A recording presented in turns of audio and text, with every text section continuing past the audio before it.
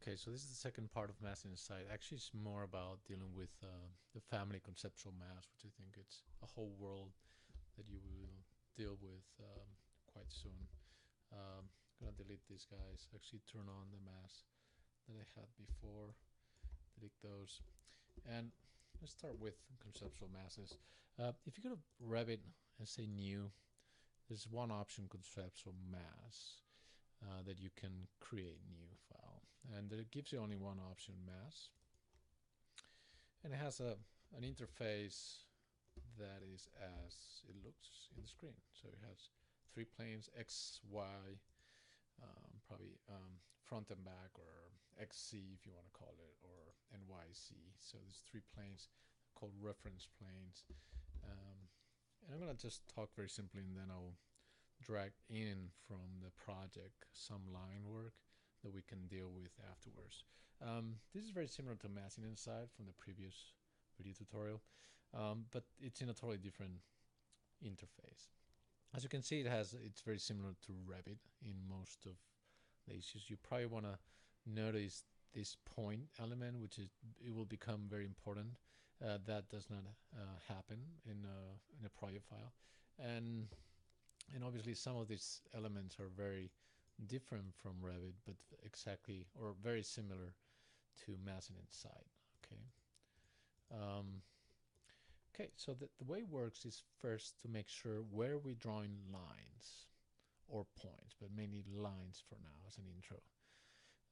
And then using the famous tool object, create object, generate object from those lines. So where do we draw the lines? The very important thing to notice in Revit is that if you select a reference plane and then you press one of the line creations, like inscribe polygon, it will create that line in that specific plane, the one that we just selected previously. Okay, I'm going to Control C that. So the same goes if we select one of the vertical planes. If we select any curve and draw, we're going to draw in that plane.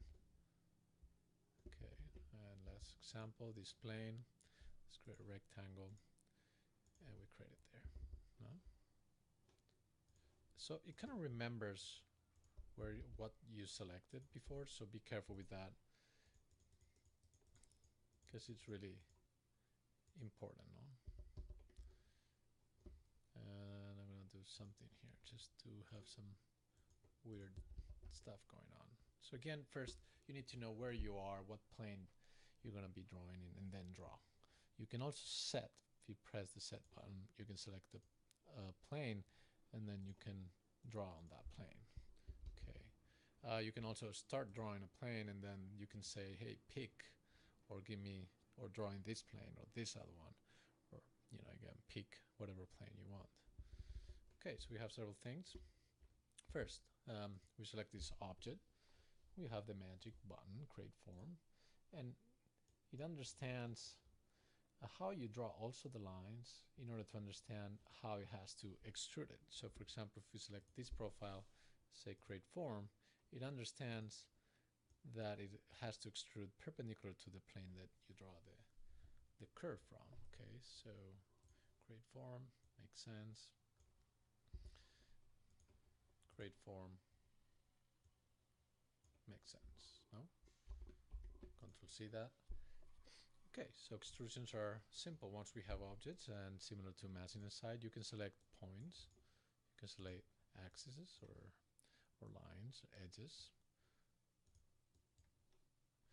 You can tab and select faces and rotate them, for example. You can select the entire object by pressing the tab once and move it, always in relation to whatever plane you generated before. Move, etc. We have Boolean operations similar to other softwares where we can join different elements together by pressing join one and the second one, and they get joined as one element. No? We can generate voids. I'm going to Control C that, tap that and move it here to the center. And what I'm going to do is say, well, you can actually do cuts and what it does is cut the pieces in the top and the bottom. But what you can do also is select this element and turn it from solid to void by selecting void here. Now, by doing a Boolean difference in this case, or a void space, doesn't mean that the object disappears. It just means that it's a cutting object or a void object. You can tap like close to the area where you think it is several times until you select it. Okay, you can move it around and still cutting whatever is interfering with. No, Control C that. Good. So that's good. Other options we have. What about lofts? What if we want to create a loft between curves? You can select planes, and by pressing Control, you can copy whatever you have selected. Again, maintaining Control press to the side. You can select now the curves and edit them. And you can select one curve at a time in order of the lofting, say create form, and it should understand that you're dealing with a loft. No? Good. That goes for open curves. Obviously it goes as well to whatever kind of geometry, no? That could be close. Control, create form, understands it's a loft, no? And in this case will be a solid that we can turn into a void. Again, we can turn an object into a void by selecting entirely and changing its properties here, or what we can do is create an element, select it, and instead of saying create form, solid form, you can say solid void. And if you're lucky, that touches, like in this case, another object, it cuts whatever it touches. So here's some times what happens is that your void is turned orange, but the solid is not being cut by it. So sometimes happens. So the way to solve this is not actually solving it, just implementing the void operation entirely. You say cut, you first select the form, the form, volume form, and then you select the void form, and then it cuts. So it just needs a little push to do its operation, but still there. And again, we can select that element anytime and move it so it cuts differently the object. No?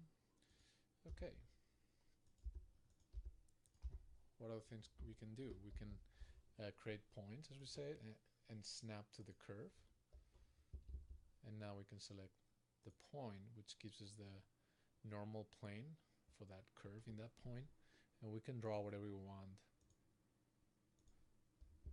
in that little plane of the point.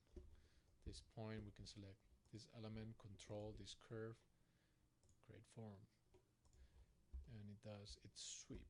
Okay. Now sweeps are much more powerful. Be careful, many times it gives you an error. It's because it's intersecting itself. Normally the section will be too big for whatever shape of rail that you have.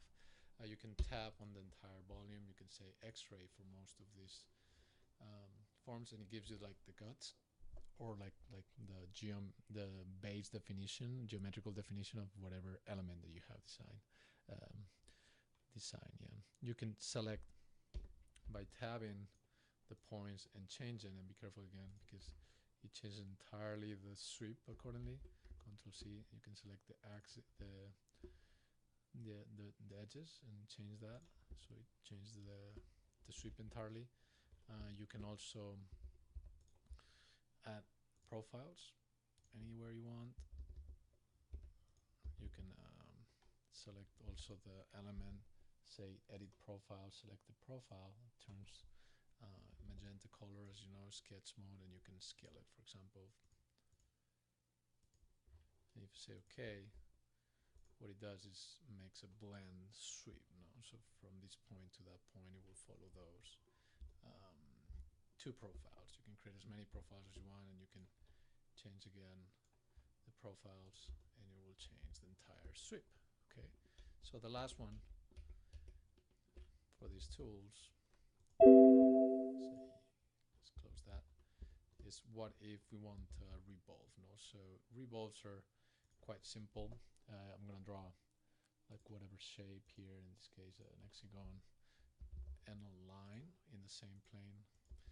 And if I select one and control the other one and say create form, it basically creates a revolve of the first in regards to the second. No?